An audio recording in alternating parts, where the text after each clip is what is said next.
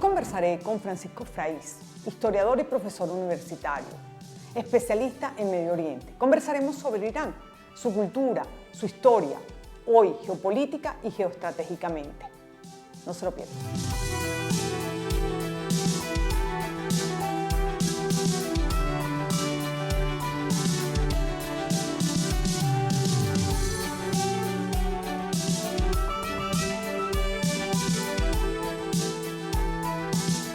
Francisco, Irán siempre ha sido la cuna de la civilización y geopolíticamente y estratégicamente ha sido una nación, una civilización fundamental.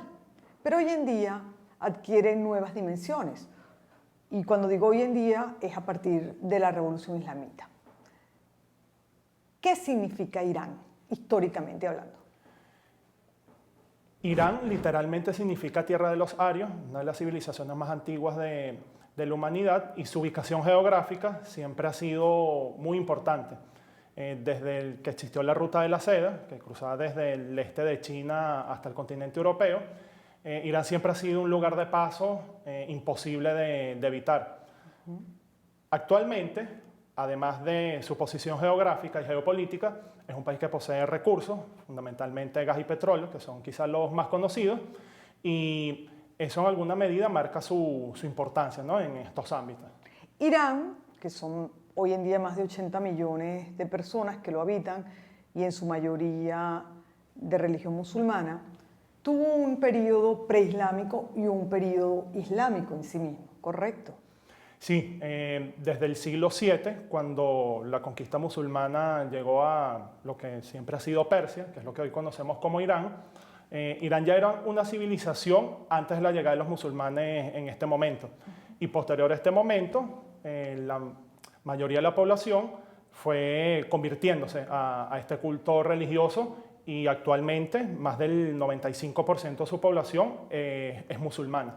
¿Cuáles son las áreas de influencia desde el punto de vista comercial y geoestratégico de Irán en este momento? Fíjate, Irán tiene influencia en Asia Central, en Asia Occidental y por lo tanto en todo lo que sería el mundo árabe, el Asia Central de múltiples grupos étnicos y también con la India. Te pongo un ejemplo para que tengas una idea. El famoso monumento del Taj Mahal, esa famosa tumba del siglo XVII, hubo una participación enorme tanto de arquitectos como de artesanos, lo cual es un indicativo de por sí de la influencia de la cultura persa fuera de lo que hoy en día es el territorio de la República Islámica de Irán. Sobre Irán se especula mucho, se habla mucho sobre su capacidad militar, su capacidad armamentista, sobre la religión, la cultura, la influencia por ende geopolítica y geoestratégica, y se suele ver a Irán como un peligro real en la región y fuera de la región.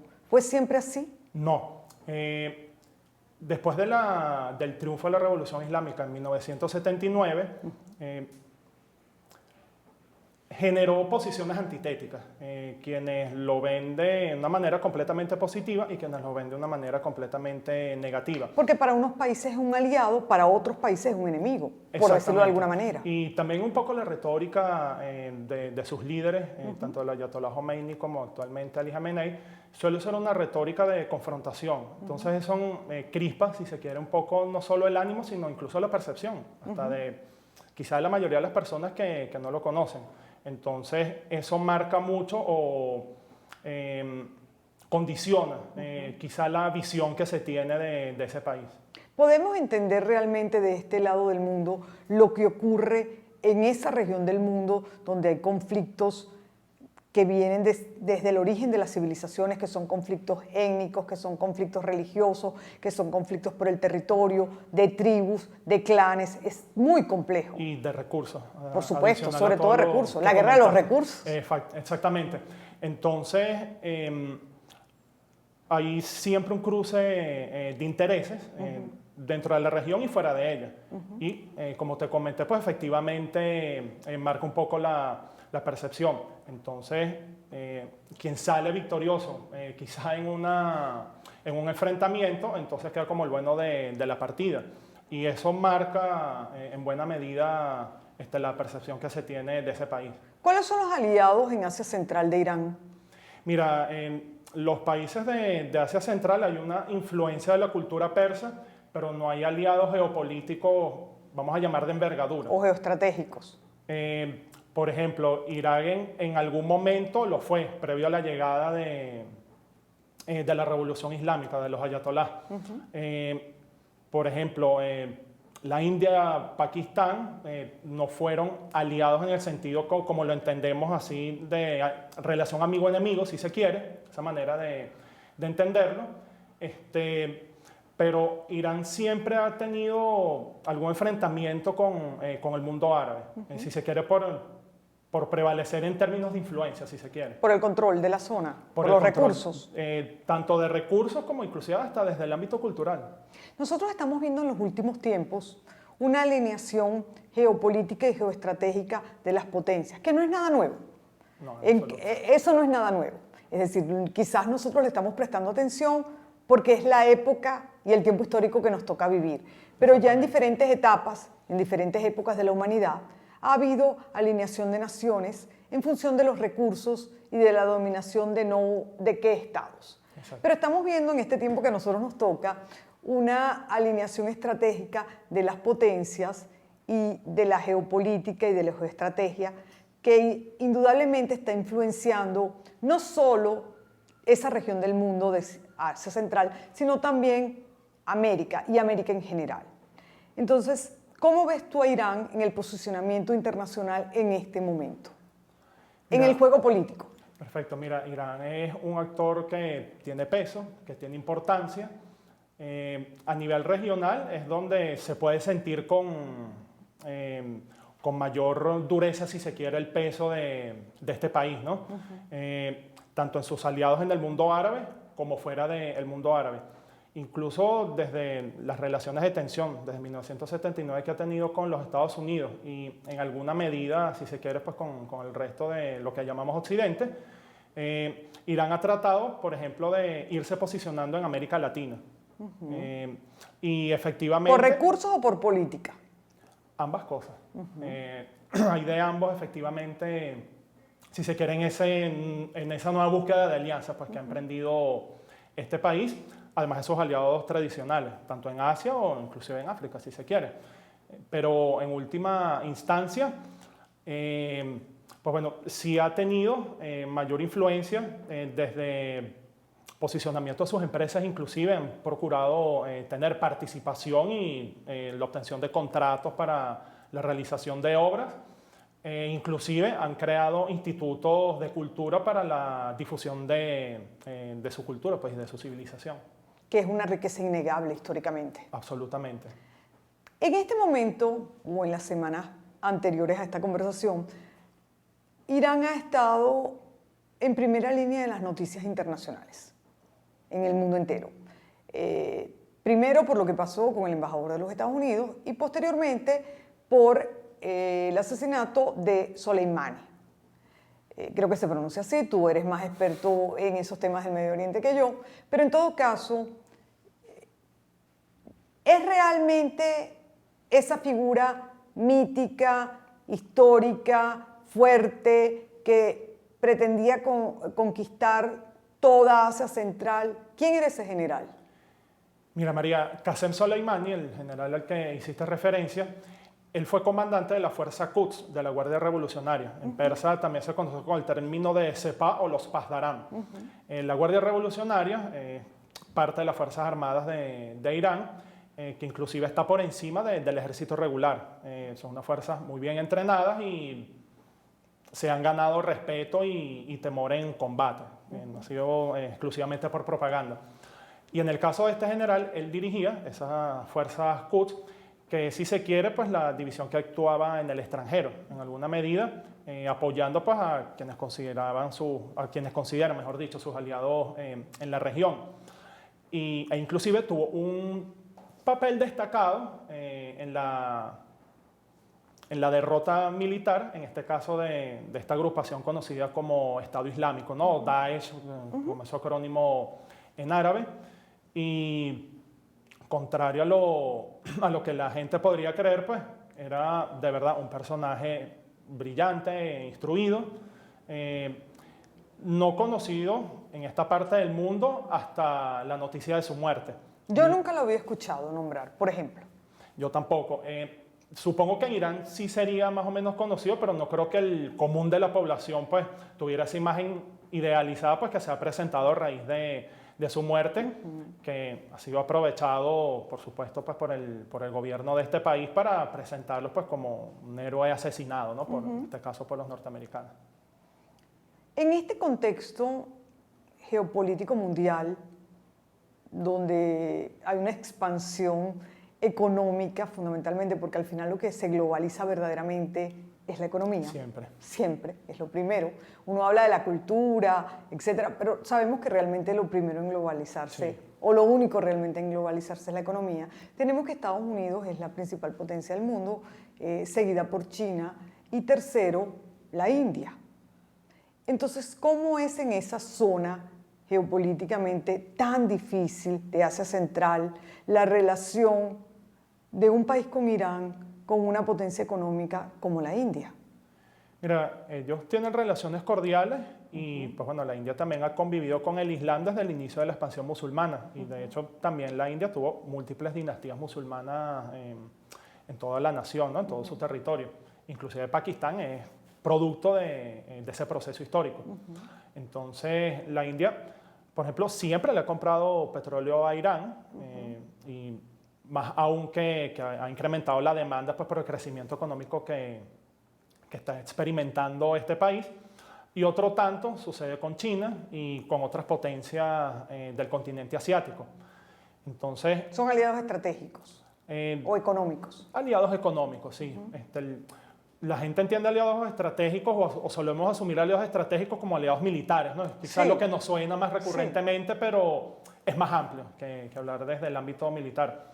Pero en todo caso, si son aliados económicos importantes y a ver, el petróleo que se extrae de Irán es fácil de procesar, al igual que el gas, y la cercanía geográfica, pues evidentemente facilita la preferencia pues, de estos países de comprarlo efectivamente en Irán. ¿Cómo ves a Irán políticamente y económicamente en los próximos años? Mira, si Irán mantiene relaciones tensas con las potencias occidentales, seguirá viéndose en dificultades. ¿Tiene posibilidades de crecimiento? Sí. ¿Ha desarrollado una economía interna más o menos vigorosa? Sí. ¿Se ha desarrollado industrialmente? Sí, pero aún no está en condiciones, si se quiere equipararse pues, a una potencia ya más consolidada, ¿no? por decirlo de algún modo. E inclusive, su población, ahorita que estás mencionando la globalización, hay corrientes que, por ejemplo, no quieren desentenderse del Islam, pero, por ejemplo, si hay una inconformidad en sectores de la juventud, por ejemplo, de que la manera de comprenderlos por parte del liderazgo de los ayatolás, en alguna medida los constriñe, Claro. se quiere, en su desarrollo. Y eso es un factor que, si se quiere, se ve muy pocas veces o es poco conocido, a excepción de noticias que se ven accidentalmente, pero no es un tema que suele estar en el tapete, por comentarte un caso particular.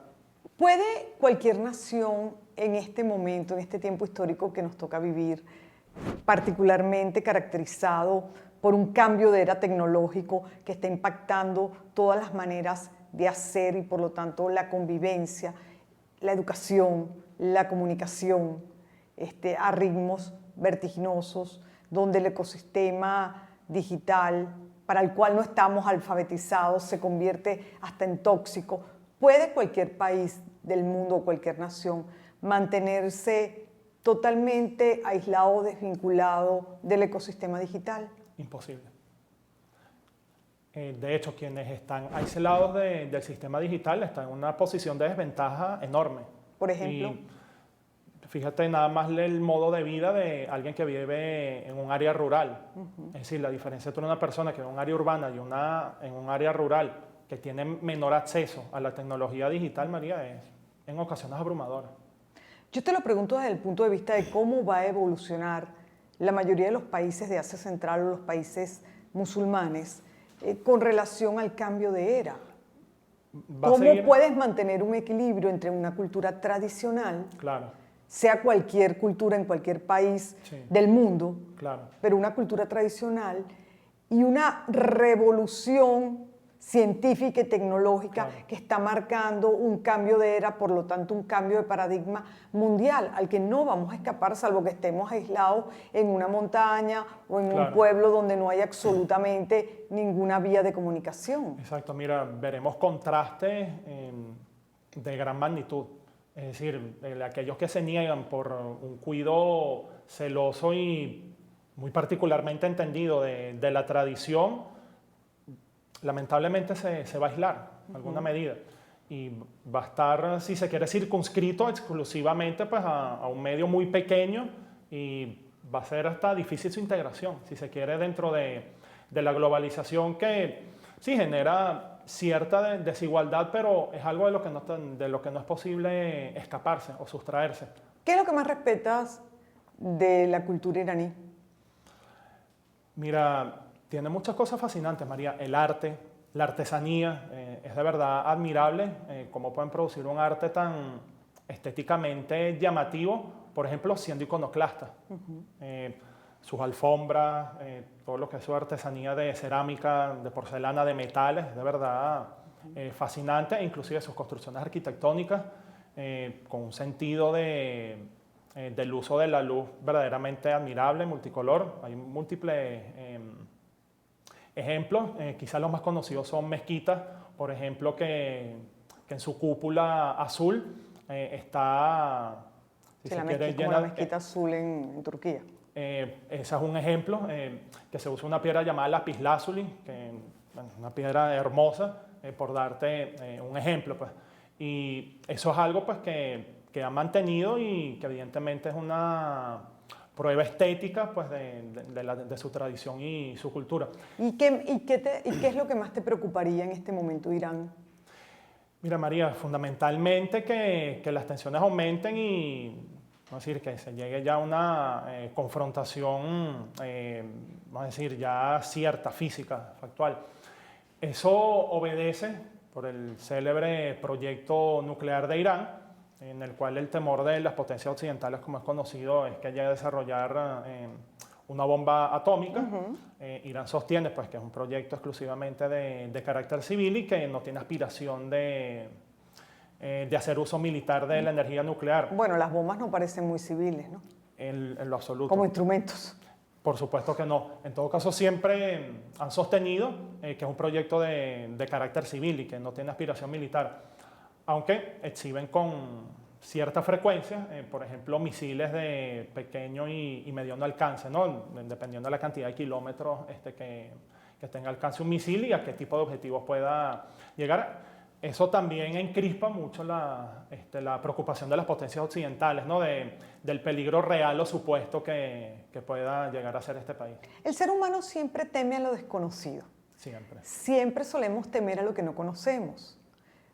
Buena parte de lo que pasa en el Medio Oriente es parte del desconocimiento que hay por parte de la humanidad y de otros países occidentales de lo que ocurre ahí y sobre todo el desconocimiento de cómo ha sido esa historia de tribus, de clanes, de guerras, de territorios, etc. Sí, y también de producción artística, de producción intelectual, inclusive las grandes religiones del mundo se produjeron en el continente asiático. Irán, aunque la gente quizá no esté muy al tanto de ello, de las religiones de Irán ha habido una influencia bastante profunda, inclusive hasta en las grandes religiones monoteístas que se practican en esta parte del mundo. Tanto el judaísmo, el cristianismo y el propio islam, por supuesto, han estado influenciados de la herencia de la civilización persa y de los cultos religiosos que también allá se originaron. En el país, hoy en día en las escuelas, en las universidades y en las escuelas de historia, se estudia Asia Central, se estudian los países musulmanes o ya no se estudian. Mira, particularmente en nuestro país, María, muy poco. De hecho, predomina el desconocimiento, inclusive los prejuicios, que no es exclusivo de un país latinoamericano, sino en cualquier parte del mundo, ¿no? Quizás ciertas costumbres o formas de ser de los musulmanes provoca como que un cierto rechazo en ocasiones que tiene más de imaginación que de realidad, ¿no? Por ejemplo, el uso del velo por parte de las mujeres, pues es algo que la gente piensa que, bueno, que es una manera de opresión contra la fémina. Y, a ver, eso es un mandato religioso y no tiene esa lógica con la que lo entendemos en esta parte del mundo. Sí, no podemos aplicar nuestra lógica para entender otras civilizaciones, otras culturas. Entonces, eso bueno, claro. eso un poco marca, si se quiere, ese malentendido, de esa manera un tanto distorsionada, pues, de Pero comprender. se estudia en alguna parte, es mi pregunta. Sí se estudia. Mira, ¿La Escuela de Historia de la Central se estudia en estos momentos? Muy poco, María. Se ve transversalmente, no hay materias o seminarios enfocados exclusivamente en ello. Sería muy oportuno, Yo creo. porque en nuestro país, cuando oímos países árabes o el mismo Irán, solamente se nos viene a la cabeza gas y petróleo y entonces son nuestros aliados porque forman parte de la OPEP. Es mucho más que eso, la manera de relacionarnos con Y ya con la estos OPEP quedó en países. el pasado también un poco, Inclusive la OPEP ha ido perdiendo, se quiera o no reconocer, peso e influencia entre el mercado petrolero internacional. El petróleo va a seguir teniendo influencia probablemente 10, 20 años más, porque, bueno, porque existe, es una realidad, y hay países con grandes reservas, pesado o no pesado, pero lo cierto es que el mundo va a un cambio de paradigma donde cada día más dependeremos menos de las energías tradicionales y sobre todo de las energías que puedan ser contaminantes. Sí, claro, va a haber más alternativas para el desarrollo de energía e inclusive hasta para la elaboración de los combustibles, pues que se obtiene de la refinación del petróleo y que no todos los transportes o los medios de transporte se movilizan exclusivamente derivados del petróleo. A medida que eso vaya ocurriendo, la influencia del petróleo va a seguir disminuyendo. Por eso digo, los países tradicionalmente petroleros van a tener que modificar y van a tener que hacer progresivamente una transformación económica para ser autosustentables. Diversificar efectivamente su economía porque ya los países que viven de la renta petrolera cada vez vivirán mayores tiempos de crisis porque no va a dar para mantener las políticas que actualmente mantienen de gasto financiado por el petróleo. Y eso va a volver a mover geopolíticamente y geoestratégicamente el mundo, porque ya el poder no va a estar concentrado necesariamente en el petróleo. Bueno, ahora se va a concentrar a lo mejor en los minerales, como países como Venezuela con 102 minerales preciosos, que esos minerales pueden servir para construir digitalmente cientos y miles de productos, como para construir bombas nucleares, porque tenemos plutonio y tenemos, ¿cuál es el otro mineral? Mira, está por ejemplo tungsteno, tenemos el coltán, el llamadoro azul, por nombrar dos de los minerales estratégicos. Entonces efectivamente, pasamos a ser geopolíticamente y geoestratégicamente un país con influencia regional o mundial por los 102 minerales preciosos que tenemos. Por lo tanto, apetecible también. Mucho, como sucede con los países africanos, donde también existen este tipo de minas. Y eso ha traído como consecuencia la fragmentación de los territorios por intereses. Exactamente. Por ejemplo, lo que no pasa con otros países que lamentablemente caen en estos procesos es que no tienen una cultura milenaria tan arraigada. Entonces, esto podría ser un factor pues, que no origine como esos choques que fragmenten por completo a una nación, a un país. Tú has dado en el clavo, la cultura. Sí. Nosotros tenemos que hacer cada día más trabajos estratégicos en conocer quiénes somos los venezolanos, por qué somos los venezolanos, cuál es nuestro origen. Porque si no cohesionamos más el país en torno a lo que somos los venezolanos, en torno a nuestra propia identidad, nosotros corremos un gran riesgo de fragmentación por intereses foráneos. Esa es la clave, la cultura y la solidez de nuestra cultura y de nuestro origen. Mira, te lo pongo incluso con el mismo caso de Irán, María. Irán ha sido conquistado por distintas potencias desde la antigüedad hasta la primera mitad del siglo XX. Irán ha conservado su idioma, ha conservado su gastronomía, su artesanía, en fin. Eso Identidad nacional. Exactamente, es decir, tiene un factor de cohesión muy fuerte. Por eso nosotros tenemos, y aprovecho para decirlo en el aire, la serie El Ser Venezolano. Esa serie de 16 microdocumentales lo que pretende es hablarnos de cómo se conforma el ser venezolano, la esencia, la emoción, el sentimiento y la historia, porque necesitamos cada vez más sentir apego a lo que somos como venezolanos y sentirnos orgullosos de lo que somos, de lo que hemos logrado y cómo hemos logrado salir adelante en cada una de las diferentes coyunturas que hemos tenido a lo largo de la historia. Porque esta no es la primera, hemos tenido varias, muchas y hasta más fuertes, diría yo. Pero bueno, vale la pena que tú me tocaste el tema de la cultura Claro. para yo poder hablar de esta serie.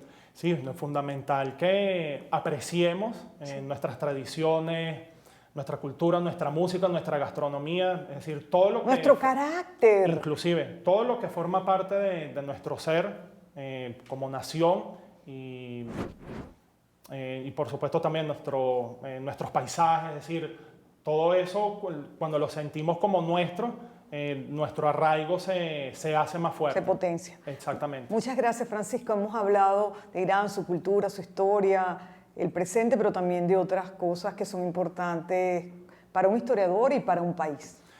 Encantado de venir a tu programa, María, y agradecido por la invitación. Gracias. Amigos, hasta la próxima semana. Un placer.